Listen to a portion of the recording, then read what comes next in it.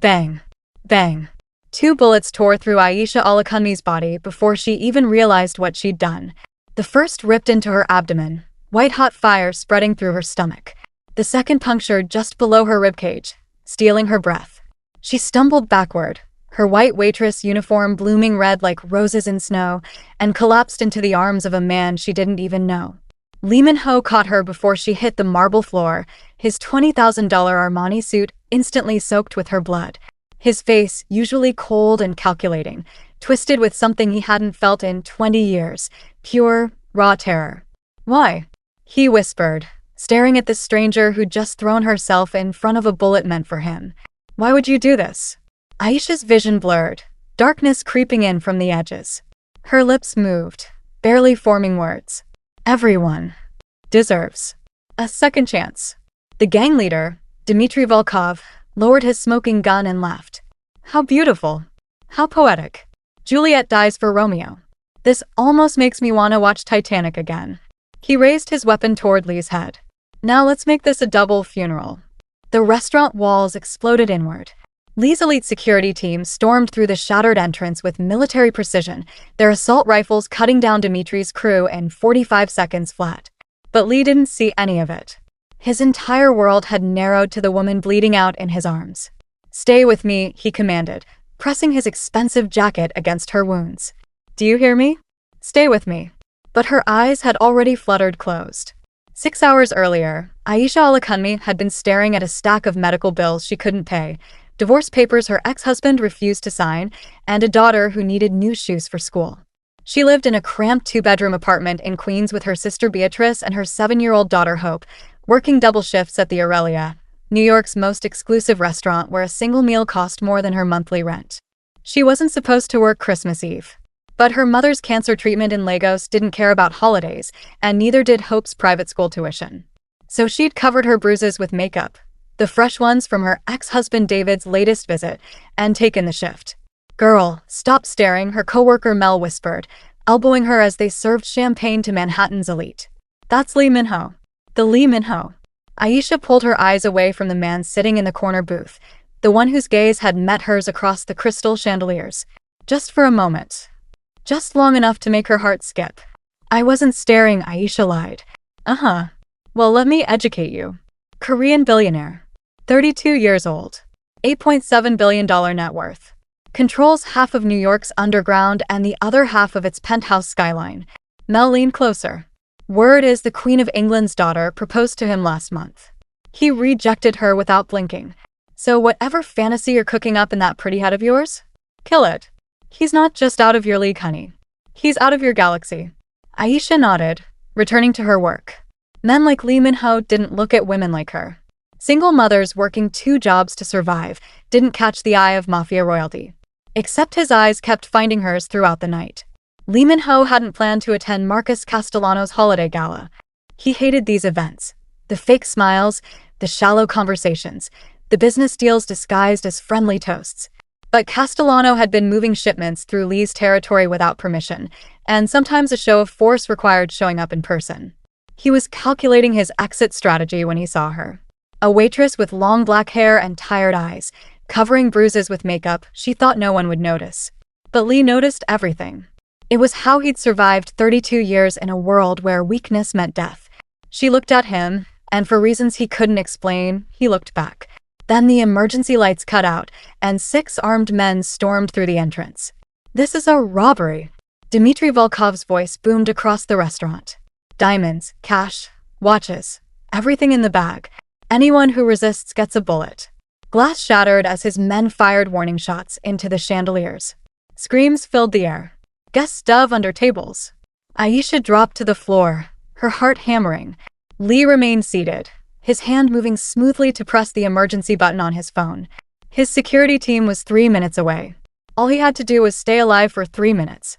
Dmitry saw the movement. "You." He stalked toward Lee's booth, gun raised. "Did you just call someone? Did you just do exactly what I told you not to do?" Lee met his eyes without flinching. "Dmitry Volkov, I thought you'd learned your lesson after I destroyed your arms operation in Prague. You cost me $200 million, Lee Min-ho. You killed my brother. You think I'd let that go?" Dmitri pressed the gun barrel against Lee's forehead. Death is your middle name tonight. Any last words? Yes, Lee said calmly. You should have brought more men. Dimitri's finger tightened on the trigger. And Aisha Alakunmi, a woman with a 7-year-old daughter waiting at home, a woman who'd survived an abusive marriage and crushing poverty, a woman who had every reason to stay down and save herself, did something impossible. She stood up. She stepped between the gun and a stranger. And she said one word, no. Now she was dying in his arms while sirens wailed in the distance, and his security team secured the perimeter. Lee lifted her, moving faster than he'd ever moved in his life. Where's my car? He barked at Jihan, his second in command. Sir, the ambulance is 2 minutes. Where's my car? Jihan tossed him the keys to the Ferrari SF90. Lee cradled Aisha against his chest and ran. He drove like a man possessed, one hand on the wheel, the other pressing down on her wounds. Blood soaked through his fingers. Her breathing was shallow, irregular. 5 police cars chased him through red lights and stop signs, but he didn't slow down. He couldn't. Stay with me, he kept saying like a prayer, like a command. Just stay with me. She didn't respond.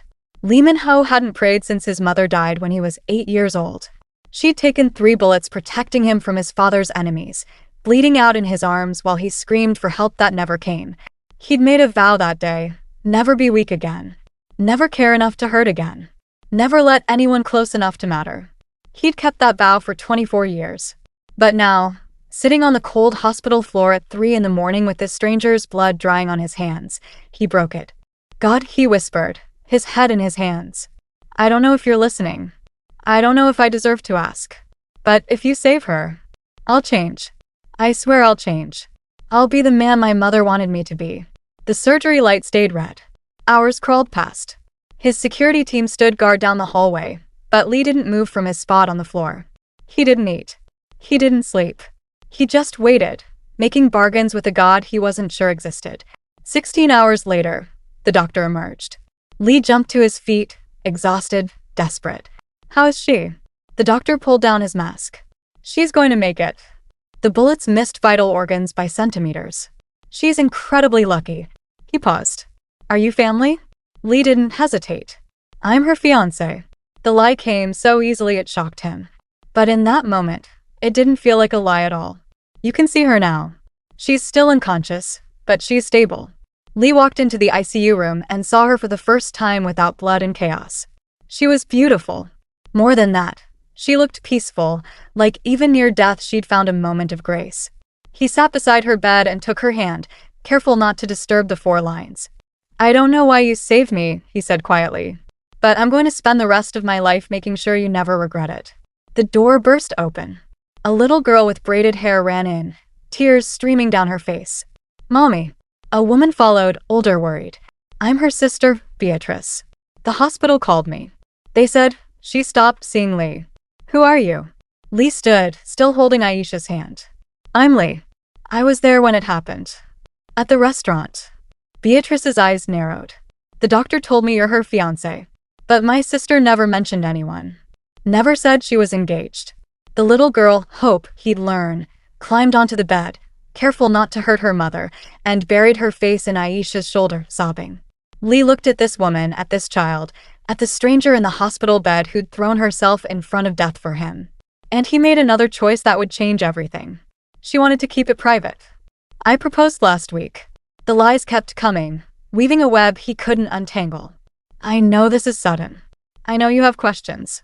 But right now, all that matters is that she's alive. Beatrice studied him, his blood-stained designer suit, his exhausted eyes, the way he held her sister's hand like he was afraid to let go. What's your full name? Lee Min-ho. Recognition flickered across her face. The Lee Min-ho? The Korean billionaire? Yes. She looked at her sister, unconscious in the hospital bed. At her niece, crying into her mother's shoulder.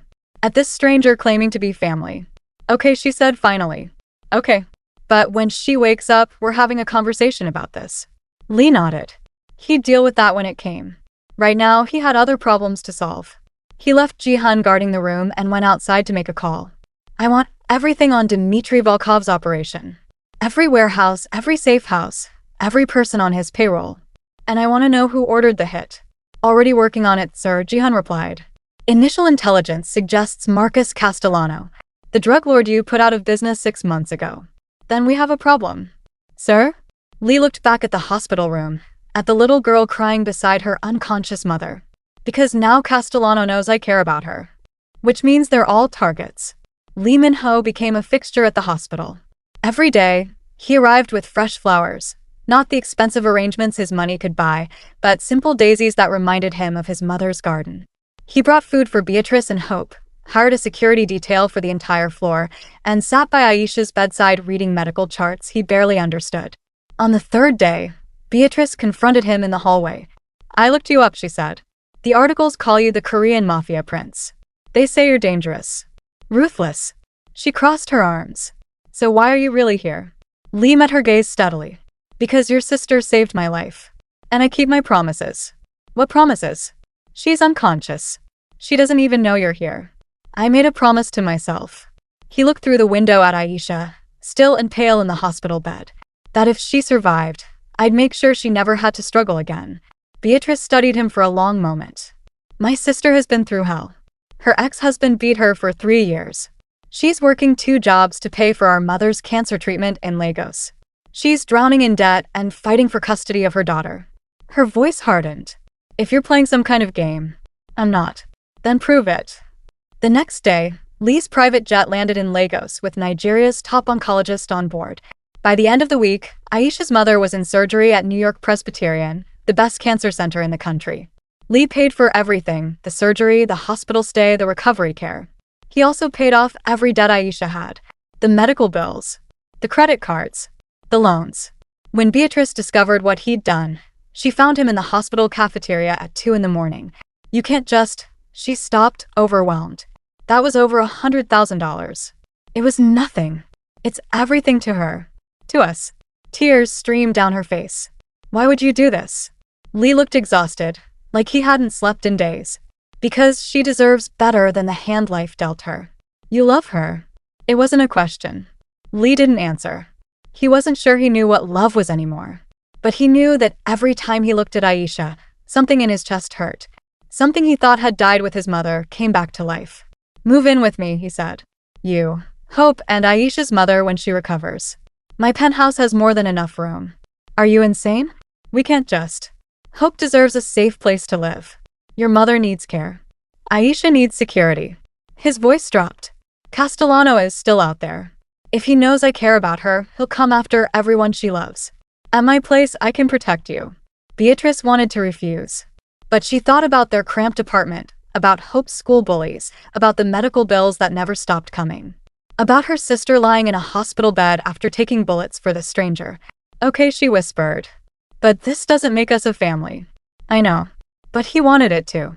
Aisha woke on the 7th day. Her eyes opened slowly, adjusting to the light. The first thing she saw was Lee Min-ho, asleep in the chair beside her bed, his hand still holding hers. She tried to speak, but her throat was too dry. The movement made him stir. His eyes opened, and relief flooded his face. You're awake. Thank God you're awake. Water, she croaked. He was up instantly, bringing a cup to her lips, supporting her head with gentle hands. My daughter, she said when she could speak. Hope. She's safe. She's with your sister. They're both at my place. He sat back down, still holding her hand. How much do you remember? Flashes came back. The gunman. The weapon pointed at the stranger's head. Her body moving before her mind could stop it. The explosion of pain. I remember. The shooting. I stepped in front of. She looked at him, really looked at him for the first time. Why am I still alive?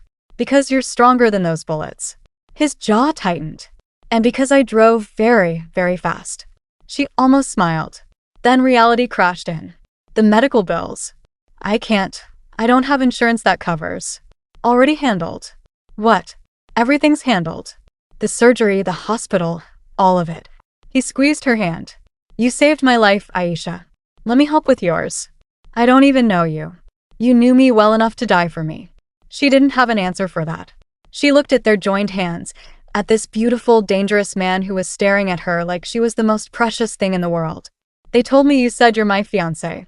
Lee tensed. Yes. I lied. I'm sorry. But I couldn't leave. Something about you. He trailed off, struggling with words. You didn't see the monster everyone else sees. You saw someone worth saving. Aisha studied him. The exhaustion in his eyes. The blood stains still on his shirt cuffs.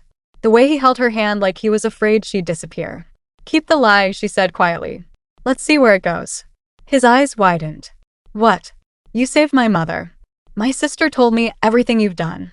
The debts you paid, the surgery, the penthouse. She blinked back tears. Nobody's ever taken care of me before. So keep the lie. And maybe we can make it true. Lee leaned forward, pressing his forehead to their joined hands. You have no idea what you're agreeing to. Then show me. Over the next 3 weeks, as Aisha healed, Lee showed her everything. He moved them into his $45 million penthouse overlooking Central Park. He read Hope bedtime stories every night, his deep voice turning fairy tales into epic adventures. He drove Hope to her new private school in his Bugatti Chiron and watched with satisfaction as the kids who'd once bullied her for being poor now begged for her friendship.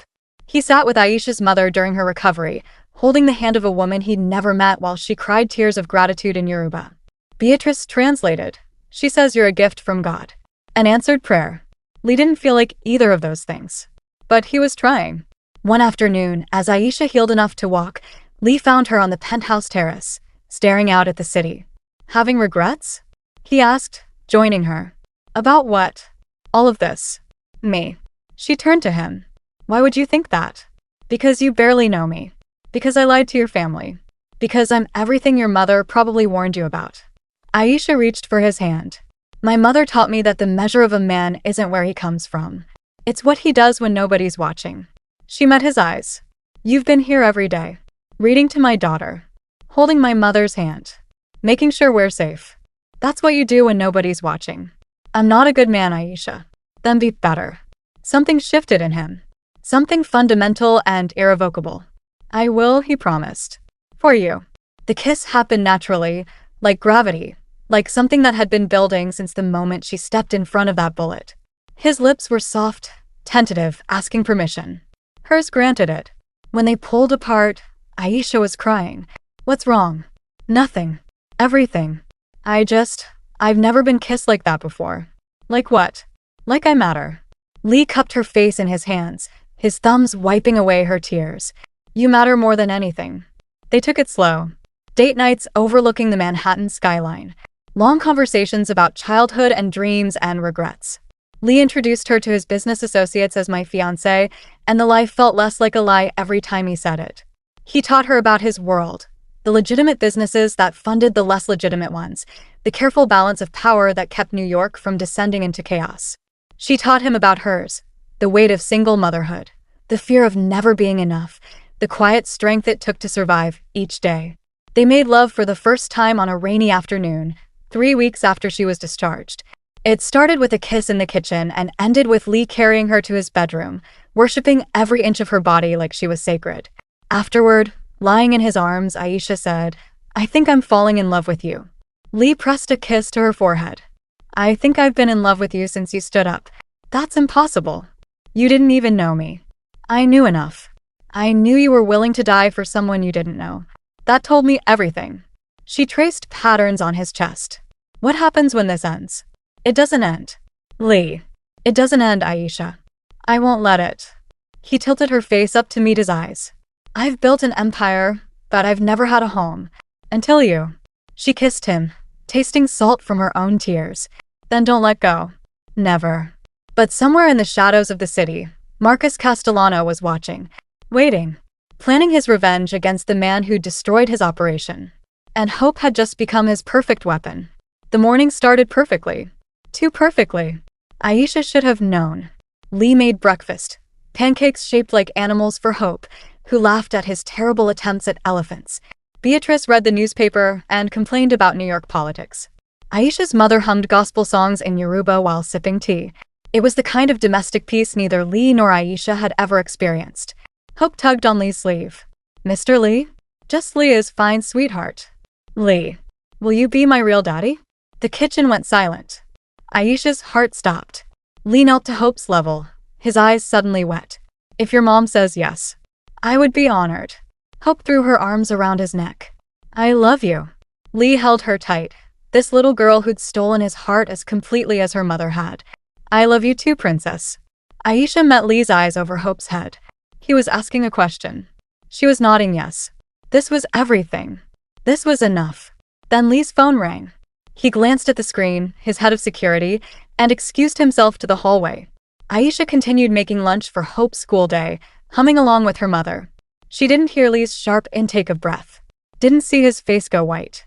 Didn't know that everything was about to shatter. He returned to the kitchen, his expression carefully neutral. Hope, we should get going. Don't want to be late for school. Okay. Hope grabbed her backpack, kissed her mother and grandmother, and skipped toward the elevator. Lee pulled Aisha aside. His hands shook. I love you. I love you too. What's wrong? Nothing. Everything's fine. He kissed her deeply, desperately. I'll see you tonight. But his eyes said goodbye. The call came at 11:15. Aisha was meeting with Lee's accountant about the foundation they were starting, Shelters for Domestic Violence Survivors. Her phone buzzed. Unknown number. She almost didn't answer, but something made her pick up. Hello? Mommy? Hope's voice, small and terrified. Mommy, I'm scared. Aisha's blood turned to ice. Baby? Where are you? Where's the security detail? They hurt them, Mommy. The bad men hurt them and took me away, and I'm on a big boat and… The phone was ripped away. A man's voice, cold and amused. Hello, Aisha. My name is Marcus Castellano. Your boyfriend destroyed my life. Now I'm going to destroy his.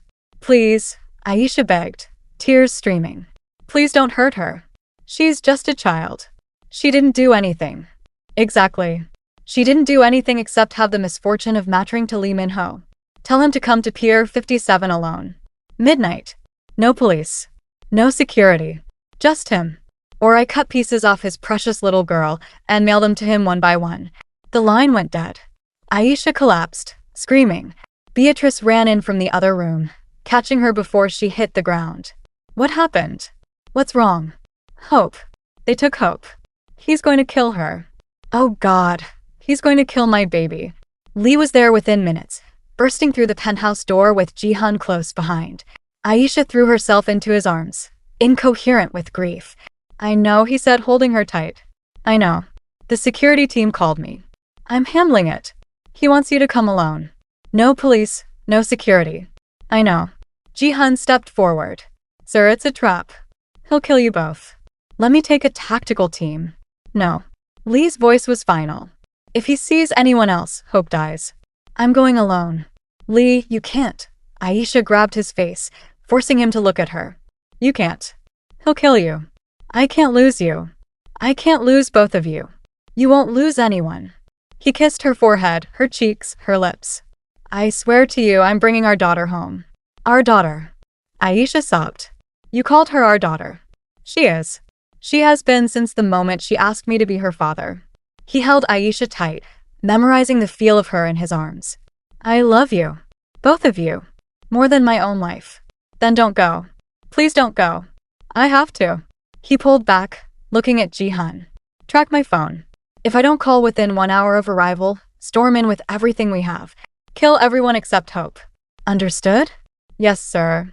Lee turned back to Aisha, drinking in the sight of her face. When I come back, we're making this official. I'm going to marry you properly. No more lies. No more pretending. Lee. I'm coming back. I promise. But they both knew some promises couldn't be kept. Midnight. Pier 57. The massive cargo ship loomed against the black water, lit by harsh floodlights. Lee walked up the gangplank alone, his hands visible, no weapons. At least, none that could be seen. Castellano waited on the deck with 6 armed men surrounding him.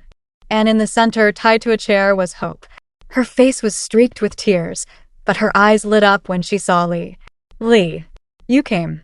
Hey, princess. I'm here. Everything's going to be okay. Castellano laughed. Touching. Really. The big bad Mafia boss playing daddy. He circled Lee like a shark. You cost me $200 million. You killed my men. You destroyed my operation.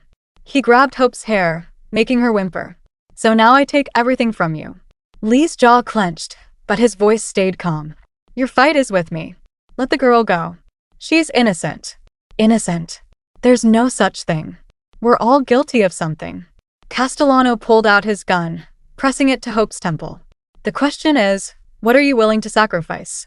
Anything. Everything. Name your price. Your life. On your knees. Beg me to spare her, and maybe, I'll let her watch you die instead of dying with you. Lee looked at Hope, this little girl who'd called him daddy that morning, who'd asked him to read her stories, who'd made him want to be a better man. He got on his knees. Please, he said, and meant it. Please let her go. Kill me. Torture me. Whatever you want. But let her go. She deserves to grow up. She deserves a life. Castellano smiled. How noble. How heroic. Did you think this was a negotiation? He aimed at Lee's chest. Goodbye, Lee Min-ho. Hope screamed, oh. Lee's eyes met hers. He mouthed 3 words. Close your eyes, sweetheart. She did. Castellano fired. Once. Twice. 3 times. 4. 5. Lee moved faster than humanly possible, throwing his body over Hope's chair, taking every bullet meant for her. They tore through him. Chest, shoulder, abdomen. Blood poured from his mouth. But as he fell, his hand went to the small pistol strapped to his ankle. 1 shot. Center mass. Castellano dropped dead before he hit the deck. His men raised their weapons, but the air exploded with helicopter rotors. Jihan and the tactical team rappelled down, eliminating threats with surgical precision. Within seconds, the deck was secure. Jihan cut Hope's bonds and wrapped her in his jacket. I've got you, little one. You're safe. Lee stumbled backward toward the ship's railing, losing too much blood, losing consciousness. Above, Aisha was in the helicopter, screaming his name. Their eyes met across the distance. His lips formed words she knew by heart. I love you. Then he fell backward over the railing, disappearing into the black water below. Aisha's scream shattered the night.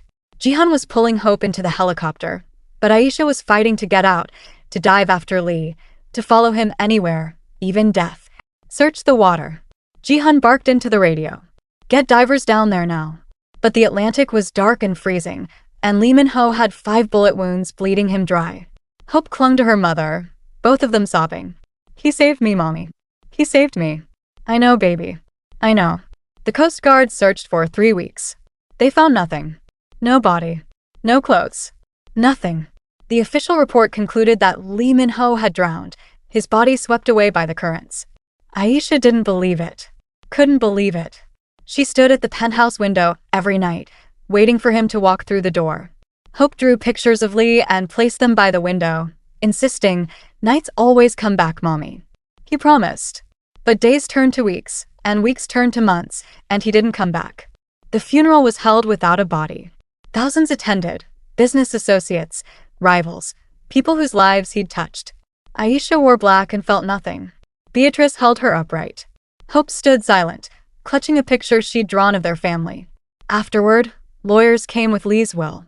Everything, the penthouse, his companies, his investments, went to Aisha. $8.7 billion. Overnight, the divorced waitress became one of the richest women on earth. She didn't want any of it. She wanted him. But since she couldn't have that, she did what Lee would have wanted. She took his empire and transformed it. No more crime. No more violence. His companies now funded hospitals in Africa, scholarships for single mothers, shelters for abuse survivors. She became the CEO he'd always known she could be, fierce, intelligent, compassionate. She wore his ring on a chain around her neck and thought of him every single day. 6 months passed. Then 7. The world moved on. But Aisha kept waiting. The boardroom on the 45th floor of Lee Tower belonged to Aisha now. She sat at the head of the table, reviewing quarterly reports with the same precision Lee had taught her during those stolen weeks together. Her assistant entered with afternoon tea. Mrs. Lee, your 5 o'clock is here. Aisha smiled sadly at the name she'd never legally taken, but everyone used anyway. Thank you. Give me 5 minutes. She stared at the Manhattan skyline, at the city Lee had controlled, and she now ran in his honor. Sometimes she caught herself turning to ask his opinion, forgetting for a heartbeat that he wasn't there, that he would never be there again. Her phone buzzed. Hope's school. Mom, can I go to Sarah's house after school? Is Beatrice picking you up? Yeah, and the security team too. I know the rules. Aisha's heart clenched. She'd tripled security after Castellano. No one would touch her daughter again. Okay, baby. Love you. Love you too. Mom? Yeah. I saw him again last night. In my dream. He said he's coming home soon. Tears burned Aisha's eyes. That sounds like a nice dream, sweetheart. It wasn't a dream. It was real. He promised, Mom. And Lee never breaks his promises. After the call ended, Aisha let herself cry for exactly 60 seconds. Then she dried her eyes, fixed her makeup, and returned to being the woman the world needed her to be. That evening, she came home to the penthouse exhausted. Beatrice was making dinner. Aisha's mother hummed in the living room. Healthy and strong, the cancer defeated. Everything Lee had given them remained, except the one thing that mattered most. Hope called from Sarah's, Beatrice said. She'll be home by 8. Good. Aisha poured wine, staring out at Central Park. Did you know it's been exactly 6 months today? Beatrice came to stand beside her. I know. The lawyers want me to declare him legally dead. Sign the papers. Make it official. Are you going to? I don't know. How do you declare someone dead when every part of you says they're still alive? The doorbell rang. Both women looked at each other, confused. No one could get to the penthouse without security clearance. I'll get it, Beatrice said, but Aisha was already moving toward the door. She opened it, and the world stopped spinning. Lee Min-ho stood in the hallway, thinner, scarred, a beard covering his jaw, his expensive suits replaced with simple clothes. But his eyes, those eyes that had looked at her across a restaurant and changed everything, were the same. Hi, he said, voice rough with emotion. I'm sorry I'm late. Aisha couldn't move, couldn't breathe, couldn't process what she was seeing. You're dead. I'm really not. You fell into the ocean. The Coast Guard searched for weeks. You're dead. Aisha. He took a step forward, hands raised like he was approaching a wild animal. I'm here. I'm real. I'm alive. She launched herself at him, hitting his chest with her fists, sobbing, screaming. You left me. You died. You promised you'd come back and you died. He caught her wrists, pulling her close, holding her while she fell apart. I'm sorry. God, I'm so sorry. Beatrice stood frozen in the doorway, hand over her mouth. Aisha's mother appeared, took one look, and started praying in Yoruba. How? Aisha demanded, pulling back to look at his face, to touch it, to prove he was real. How are you alive? The current swept me 2 miles down the coast. A fishing boat found me unconscious on the beach. They took me to a remote island. No phones, no internet, no way to contact anyone. I was in a coma for 3 weeks. He touched the scar on his temple. When I woke up, it took months to recover, to get strong enough to travel. I tried everything to reach you, but by the time I got to a mainland hospital, I learned I was declared missing, presumed dead. So I flew home. 6 months, Aisha whispered. 6 months of thinking you were gone. I know. I'm sorry. If I could have come back sooner. She kissed him. Hard and desperate and full of 6 months of grief turned to joy. He kissed her back, tasting her tears, his own falling freely. When they broke apart, Beatrice was crying too. I'll call Hope. She needs to come home. No. 30 minutes later, Hope burst through the penthouse door, saw Lee, and screamed. She ran to him, and he caught her, lifting her into his arms, both of them sobbing. You came back. I knew you'd come back. I told Mommy Nights always come back. I promised, didn't I? And I always keep my promises to my princess. That night, after Hope fell asleep between them in bed, after Beatrice and Aisha's mother had hugged Lee 1,000 times, after the initial shock faded into grateful exhaustion, Lee and Aisha lay on the terrace under the stars. I need to tell you something, Lee said quietly. Something I've never told anyone. Aisha curled closer, her head on his chest, listening to the heartbeat she thought she'd never hear again. When I was 8, my mother died protecting me. 3 bullets, just like you. I watched her bleed out while I screamed for help. His voice cracked. I spent 24 years trying to be worthy of that sacrifice. Building power. Becoming untouchable. Making myself into a monster so no one could hurt me again. Lee. But I was empty. I had everything and nothing. Then you stepped in front of those bullets, and I saw my mother in you. Not physically, but spiritually. That same willingness to sacrifice everything for someone else. That same pure love. He turned to face her, cupping her cheek. You reminded me why she died. She didn't die so I could be powerful. She died so I could learn to love. To protect. To be the man you see in me. Aisha's tears fell onto his chest. You saved me too. I was drowning in survival mode, just trying to make it through each day. You showed me what it means to actually live. We saved each other. We did. Lee reached into his pocket and pulled out a ring. Simple gold, with an inscription. 2 bullets. 2 souls. 1 love. I bought this before Castellano took hope. I was going to propose properly that night. He slid it onto her finger. Marry me, Aisha. For real this time. No lies. No pretending. Just us building a life together. Yes. She didn't hesitate. 1,000 times yes. They were married 3 months later in a small ceremony. Just family and Jihan, who'd become like a brother. Hope was the flower girl, beaming in her white dress. Aisha's mother cried happy tears. Beatrice gave them away, joking that she'd known from the beginning they were meant for each other. Lee had transformed completely. His criminal empire was now a network of legitimate businesses funding good works across the world. Hospitals in Lagos. Shelters in New York. Scholarship programs for single mothers. Clean water projects in rural villages. He and Aisha ran everything together, equal partners in business and life. She was CEO of the foundation. He handled international operations. They made decisions together, built dreams together, healed together. 1 year after the wedding, Aisha stood in the same penthouse where she'd first moved in as a pretend fiancé, looking out at the city. Lee came up behind her, wrapping his arms around her waist, his hand resting on her growing belly. Thinking about something? He asked. About how none of this should have happened. Statistically, I should have died that night. You should have drowned. We should never have found each other. But we did. But we did. She turned in his arms, looking up at the man who'd changed her entire world. I saved your life once. You saved mine 100 times over. I'd do it all again. So would I. He kissed her forehead, her nose, her lips. Every moment of pain. Every moment of fear. All of it. Because it led me to you. Hope ran in, now 8 and thriving in school. Mom, Dad, come see what I drew. Dad. He'd never get tired of hearing that. They followed her to the living room, where she'd drawn a family portrait. Lee, Aisha, Hope, and a baby on the way. At the top, she'd written in careful letters, my family. My forever.